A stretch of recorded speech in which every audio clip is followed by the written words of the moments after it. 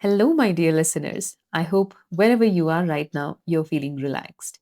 Maybe you're traveling to work, maybe you're preparing dinner, or perhaps you have simply decided to spend a few peaceful minutes with me today. Whatever you are doing, I'm really glad you're here. Today, I want to begin with a simple question. When was the last time you truly owned your morning? Not rushed through it, not survived it, but actually lived it. Take a moment and think about your morning today. How did it begin? Did you wake up feeling calm? Or did your alarm ring 3 times before you finally got out of bed? Did you sit quietly for a few minutes? Or did your hand automatically reach for your phone before your eyes were even fully open? You know, it's interesting how the first 30 minutes of our day often happen on autopilot. We don't even think, we simply repeat yesterday. And then we wonder why every day feels exactly the same. A few months ago, I met a woman named Anjali.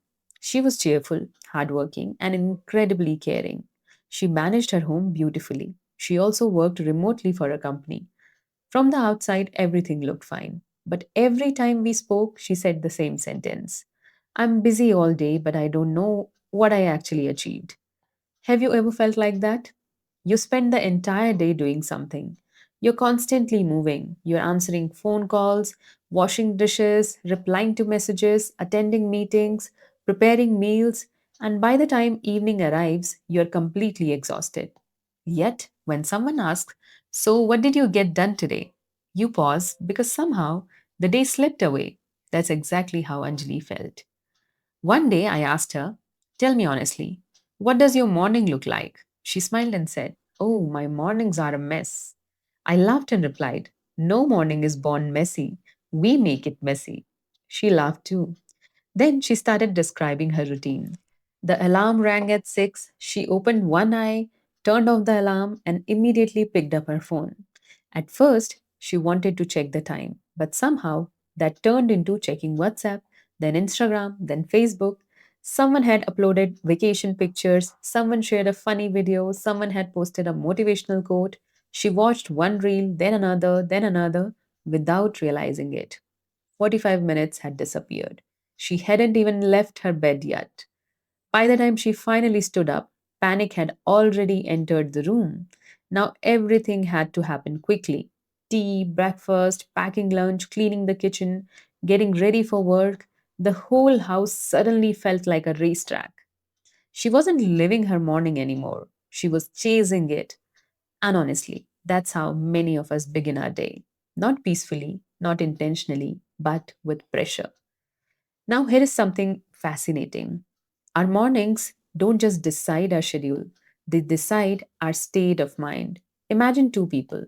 The first person wakes up, opens the window, drinks a glass of water, spends 10 quiet minutes reading a book, plans the day, and starts working calmly.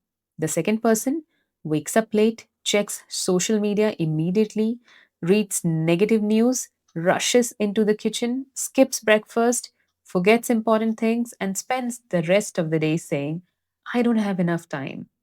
But both people had exactly 24 hours. The difference wasn't time, the difference was how they started. And that's something I want all of us to think about today. Because successful people don't protect their mornings because they are special. They protect their mornings because they understand something that many of us forget. The morning is when your mind is at its freshest, your energy is at its highest. Your attention hasn't yet been stolen by notifications, problems, deadlines, or other people's demands. It's like receiving a brand new notebook every single morning. Now imagine writing random scribbles all over the first page before beginning your real work. That's exactly what endless scrolling does. It fills your mind with hundreds of unnecessary thoughts before you have even had one meaningful thought of your own. Sometimes people tell me, but checking my phone only takes 5 minutes. Does it? Really? Let's be honest. Have you ever opened Instagram just to reply to one message and somehow found yourself watching videos about cooking, traveling, pets, celebrities, home decoration, and recipes you'll probably never make? You smile because you have been there. So have I. Social media isn't bad, but it has one dangerous habit. It quietly steals time without asking permission. You don't feel it while it's happening. You only notice it when you suddenly look at the clock and think, how is it already 9 o'clock? That's the strange thing about wasted mornings. They don't disappear dramatically, they disappear quietly, one notification at a time. And perhaps the saddest part is most people spend the best time of their day consuming other people's lives before they have even started living their own. They know what a celebrity had for breakfast. They know where their friend went on vacation. They know what strangers are doing. But they haven't spent even 10 minutes thinking about their own dreams. Isn't that strange? Sometimes we become experts in everyone else's life while becoming strangers to our own. There is another reason mornings are so powerful. And honestly, I didn't understand this for a long time. I used to think mornings were only about waking up early. But over the years, I realized it's not about waking up at 5 o'clock. It's about protecting the first hour after you wake up, those first 60 minutes. They quietly decide what kind of person you're going to be for the rest of the day. Let me explain. Imagine you're sitting in a peaceful room, no noise, no distractions, no one is asking anything from you. Your mind is calm. Now imagine someone suddenly walks into that room and switches on the television, starts playing loud music, begins asking you 10 questions, and hands you 5 different problems to solve. What happened to your peace? It disappeared. Not because the room changed, but because too many things entered your mind at once. That's exactly what happens every morning when the first thing we do is check our phone. Before we have even had our own thoughts, we are already thinking about someone else's life. Someone got promoted, someone is on vacation, someone bought a new car, someone shared bad news, someone is arguing in the comments, someone wants a reply, someone needs help, someone posted a funny reel. Within 15 minutes, your brain has traveled through 20 different people's lives, and your own day hasn't even begun yet. A few weeks ago, one of my students told me something that made me think. She said, Ma'am, by 10 o'clock in the morning, I already feel mentally tired. I asked her, what work do you finish before 10? She laughed. Honestly, almost nothing. That answer surprised even her. She wasn't physically tired, she was mentally crowded. There is a difference. Sometimes we think we are exhausted, but we are not exhausted. We are simply overstimulated. Our mind has been consuming information continuously without getting the chance to process any of it. And that's why even simple tasks begin to feel difficult. Have you ever noticed this? You sit down to read one page of a book, but after two paragraphs, your hand automatically reaches for your phone. Or you decide to practice English for 15 minutes. Then suddenly you remember, oh, let me check one notification first. That one notification quietly steals another 30 minutes. And once again, the important things are postponed. Not because you don't care about them, but because your attention has been scattered into 100 tiny pieces. You know what successful people protect the most? It's not only their money, it's not only their time, it's their attention.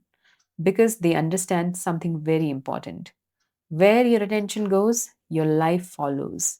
If your attention is constantly moving from one distraction to another, your life starts feeling scattered too. But if you learn to protect your attention, you begin living with much more intention. Think about a magnifying glass for a moment.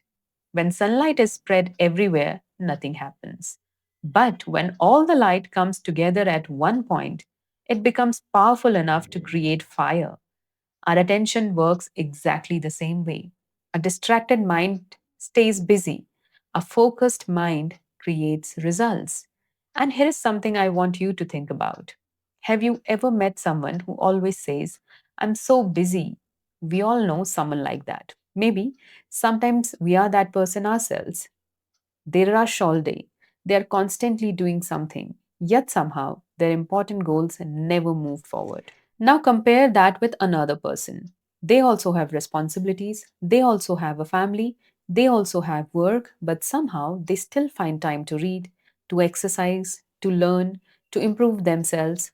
What's the difference? Is it because they have more hours in a day? No. They have the same 24 hours.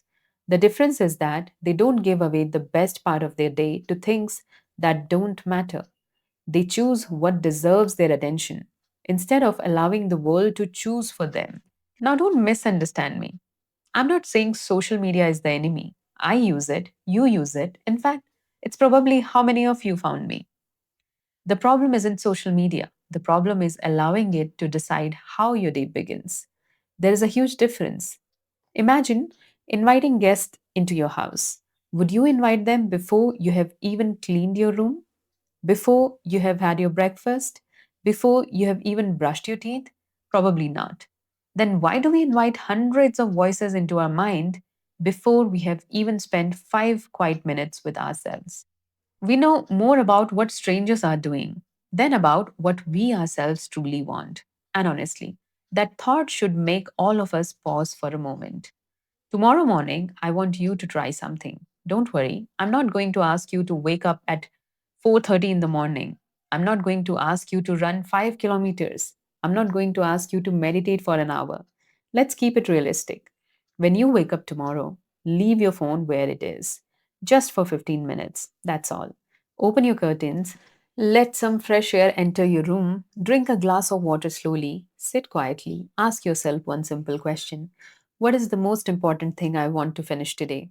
Just one thing, not 20. One.